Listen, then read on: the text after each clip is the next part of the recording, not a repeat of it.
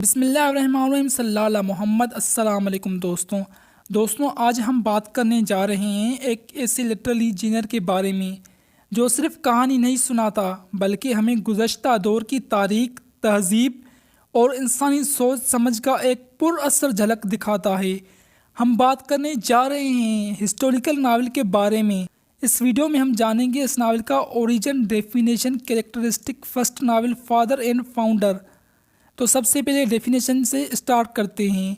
A historical novel is a literary genre in which plot takes place in a setting located in the past.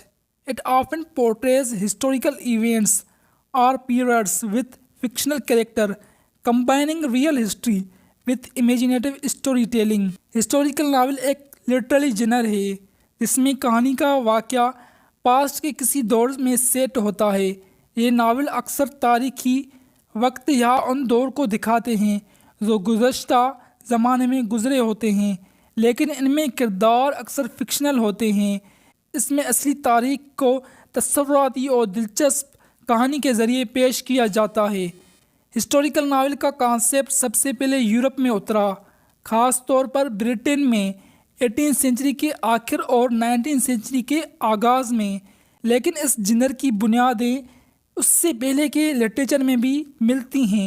Greek and Roman literature में भी कुछ elements मिलते हैं जो आज के हिस्टोरिकल नावल के नक्शे कदम लगते हैं, लेकिन एज अ फार्मर जिनर इसका आगाज़ बाद में हुआ। 18वीं सेंचुरी में जब एनलाइटमेंट का दौर था, लोग रेशनलिटी और लॉजिक की तरफ जा रहे थे। इसी दौर में हिस्टोरिकल क्यूरियोसिटी भी बढ़ने लगी थी। लोगों का रुझान तारीख की तरफ हो गया था। फिलोसोफर, स्कॉलर्स और राइटर सब तारीखी टॉपिक्स में इंटरेस्टेड हो गए थे। यहाँ से हिस्टोरिकल फिक्शन का ओरिजिन हुआ। हिस्टोरिकल नावल की तारीख समझने के लिए हमें 19वीं सेंचुरी के स्कॉटलैंड की तरफ देखना होगा। सर वाल्टर स्कॉट, जो कि इस जिनर के फाउंडर माने जाते हैं, उन्होंने ही सबसे पहले इस जिनर को एक ठीक फॉर्मल शेप दी। उनकी नावल वेवरले को पहला मॉडर्न हिस्टोरिकल नावल माना जाता है। उन्होंने एक फिक्शन कैरेक्टर को एक रियल हिस्टोरिकल टाइम पीरियड में रख दिया। उनकी नावल में बैकग्राउंड हिस्टोरिकल इवेंट होते थे, लेकिन कैरेक्टर्स उन इवेंट्स में या दौर में अपनी ज़िंदगी जीते थे। इस तरह फिक्शनल और हिस्ट्री का एक यूनिक कॉम्बिनेशन सामने आया। इस कोर्स की नावल ने इतना ज़्यादा असर डाला कि यूरोप के तमाम मुल्कों में हिस्टोरिकल नावल लिखने का रुझान बढ़ गया। फ्रांस में अलेक्जेंडर ड्यूमस और रशिया में लियो टॉल्स्टॉय ने इस जिनर को नए आंकन तक पहुँचाया। विक्टोरियन एरा 1837 से 1901 में हिस्टोरिकल नावल ने भी तरक्की की। नॉवेलिस्ट ने सिर्फ बेटल्स और किंग्स की बात नहीं की, बल्कि उन्होंने आम लोगों की ज़िंदगियों को भी हाईलाइट किया। ये जनर अब सिर्फ अपर क्लास के बारे में नहीं था, बल्कि इसमें लोअर क्लास और मार्जिनलाइज्ड कम्युनिटीज़ का भी जिक्र आने लगा। 20वीं सेंचुरी में हिस्टोरिकल नावल ने और भी डाइवर्सिफिकेशन देखा। अब इस जिनर में साइकोलॉजिकल डीप्थ आया, मल्टीपल टाइम लाइन्स का यूज़ हुआ, वुमेन सेंट्रिक हिस्टोरिकल फिक्शन लिखा गया, पोस्ट कॉलोनियल हिस्टोरिकल नावल्स लिखे गए। यानी हिस्टोरिकल नावल इवॉल्व होता गया, हर दौर में नए नए आइडियाज़ और थीम्स लेकर आया। अब बात करते हैं characteristic of historical novel. Historical setting. Historical novel का सबसे अहम फीचर उसका सेटिंग होता है। ये कहानी किसी गुज़श्ता दौर में सेट होती है जो राइटर के ज़माने से पहले का होता है। इस सेटिंग को राइटर अथेंटिक डिपिक्ट करता है। उस दौर की क्लॉथ, लैंग्वेज, कल्चर, पॉलिटिक्स और सोसाइटी का जिक्र होता है। Blending of fiction and history.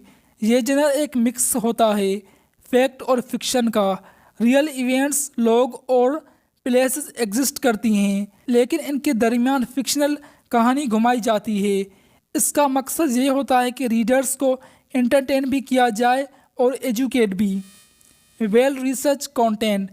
अच्छा हिस्टोरिकल नावल हमेशा रिसर्च करता है, हिस्ट्री का डेटा कलेक्ट करता है ताकि जो ज़माना वो लिख रहा है वो बिलीवेबल लगे। इस रिसर्च में डायरीज, लेटर्स, हिस्टोरिकल डॉक्यूमेंट्स और कंटेम्प्रेरी टेक्स्ट शामिल होते हैं। Moral and ethical dilemmas. History हमेशा सिंपल नहीं होती। हिस्टोरिकल नावल में कैरेक्टर अक्सर मुश्किल फैसले लेते हैं। उनका सामना ऐसे सरकमस्टेंस से होता है जहां उनके मोरल टेस्ट होते हैं। यही डिलेमास उनकी कहानी को ग्रिपिंग बनाती है। Dialogue in language. राइटर अक्सर पुराने दौर की लैंग्वेज या डायलेक्ट का यूज़ करता है ताकि रियलिज्म बरकरार रहे। ये रीडर्स को उस वक्त में ले जाता है, लेकिन यह भी इंश्योर करता है कि लैंग्वेज इतनी मुश्किल ना हो कि मॉडर्न रीडर्स समझ ना सकें। Themes of change and conflict. Historical novels में अक्सर कॉन्फ्लिक्ट होता है, चाहे वो वार हो, पॉलिटिकल टर्मोइल या सोशल चेंज। राइटर इस कॉन्फ्लिक्ट के ज़रिए दिखाता है कि किस तरह एक दौर का ट्रांजिशन हो रहा है। Use of real life historical figures. कई दफ़ा हिस्टोरिकल नावल्स में असली हिस्टोरिकल कैरेक्टर्स अपीयर होते हैं, जैसे किंग्स, क्वीन, जनरल्स, रिवॉल्यूशनरीज, लेकिन राइटर उन्हें फिक्शनल कॉन्टेक्स्ट में यूज़ करता है और उनका रोल स्टोरी के फ्लो के मुताबिक होता है। Narrative style. ये नॉवेल्स अक्सर डिस्क्रिप्टिव होते हैं, डिटेल ओरिएंटेड नरेशन होती है। सेटिंग्स, कॉस्ट्यूम, आर्किटेक्चर और मैनर्स ऑफ टाइम को पूरी तफसील से लिखा जाता है, reflecting the spirit of age. सबसे इम्पॉर्टेंट बात यह है कि हिस्टोरिकल नावल उस दौर के जेड चेस्ट को कैप्चर करता है। राइटर सिर्फ इवेंट्स नहीं बताता, वो ये भी शो करता है कि लोग कैसे सोचते थे, क्या बिलीव्स थे और उनका वर्ल्ड व्यू क्या था। दोस्तों, मिलते हैं नेक्स्ट लेक्चर में। अब तक के लिए अल्लाह हाफिज़। जाते जाते मैं कुछ ये हिस्टोरिकल नावल्स मेंशन करता जाता हूँ, इन पर ज़रा नज़र डाल दीजिए।